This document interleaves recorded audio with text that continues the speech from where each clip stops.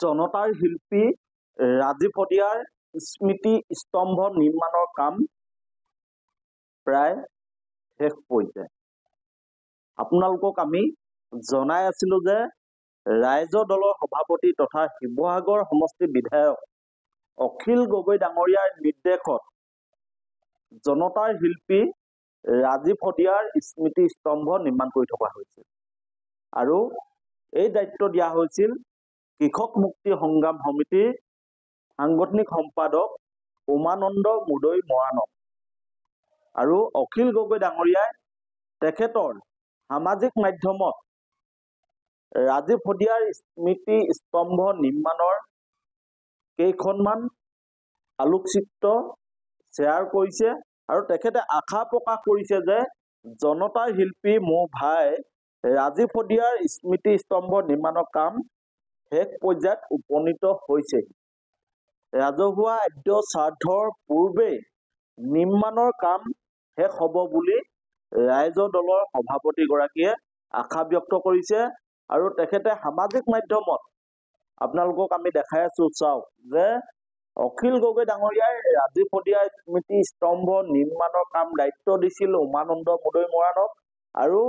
অখিল গগৈ ডাঙৰীয়াৰ নিৰ্দেশত ৰাজীৱ শদিয়াৰ স্মৃতি স্তম্ভ নিৰ্মাণ কৰি থকা হৈছে আৰু সেই দৃশ্যসমূহ আপোনালোকক আমি স্ক্ৰীনত দেখাই আছো, চাওক এয়া ৰাজীৱ শদিয়াৰ স্মৃতি স্তম্ভ আৰু ৰাজীৱ শদিয়াৰ স্মৃতি স্তম্ভ নিৰ্মাণৰ দায়িত্ব লৈছিল ৰাইজৰ দলৰ সভাপতি অখিল গগৈ ডাঙৰীয়াই আৰু দায়িত্ব তেখেতে যি ধৰণে লৈছিল সেই ধৰণে তেখেতে দায়িত্ব পালন কৰিছে। জনতা শিল্পী যিগৰাকী শিল্পীয়ে কেৱল মানুহৰ বাবে গান গাইছিল, জাতিটোৰ বাবে দায়বদ্ধতাৰে গান গাইছিল আৰু জাতিৰ বাবে নিৰবিচ্ছিন্নভাৱে তেখেতে কাম কৰি গৈছিল, সেই শিল্পীগৰাকী যিগৰাকী শিল্পীৰ কোনোদিনে গ্লেমাৰৰ পিছত দৌৰোৱা নাছিল, সেইগৰাকী শিল্পীক ৰাইজৰ দলৰ সভাপতি অখিল গগৈ ডাঙৰীয়াই নিজৰ ভাই বুলি কৈছে, নিজৰ ভাতৃ বুলি কৈছে আৰু নিজৰ ভাতৃ জনতাৰ শিল্পী ৰাজীৱ শদিয়াৰ পত্নীলৈ ৰাজীৱ শদিয়াৰ সকাম নিকামবোৰ কৰিবৰ বাবে ৰাইজৰ দলৰ সভাপতিগৰাকীয়ে 2 লাখ টকা সাহায্য প্ৰদান কৰিছিল আৰু তাৰ পিছতে তেখেতে ঘোষণা কৰিছিল যে ৰাজীৱ শদিয়াৰ স্মৃতি স্তম্ভ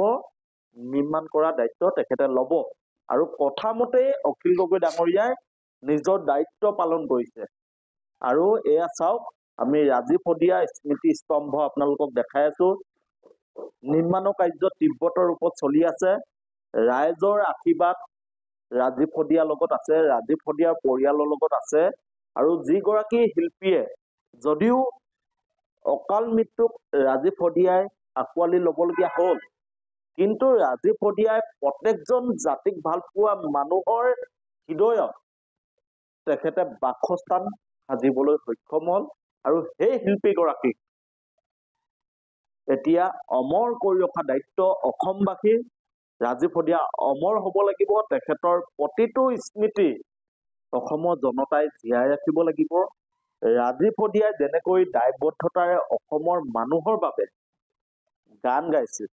যেনেকৈ মানুহৰ মাজত থাকি কোনোদিন গ্লেমাৰৰ পিছত নথকাকৈ তেখেতে নিৰবিচ্ছিন্নভাৱে কাম কৰি গৈছিল, এই কথাখিনি জাতিক ভাল পোৱা মানুহে জীয়াই ৰাখিব লাগিব। যেনেকৈ আমি সুধাকণ্ঠ ভূপেন হাজৰিকাদেৱক জীয়াই ৰাখিছো, ঠিক তেনেকৈ আমি জনতাৰ শিল্পী ৰাজীৱ শদিয়াক আমি জীয়াই ৰাখিব লাগিব। তেখেতৰ যি সৃষ্টি, তেখেতে অসমীয়া জাতিটোক যি দি থৈ গ'ল, তেখেতৰ গানৰ প্ৰতিধ্বনিত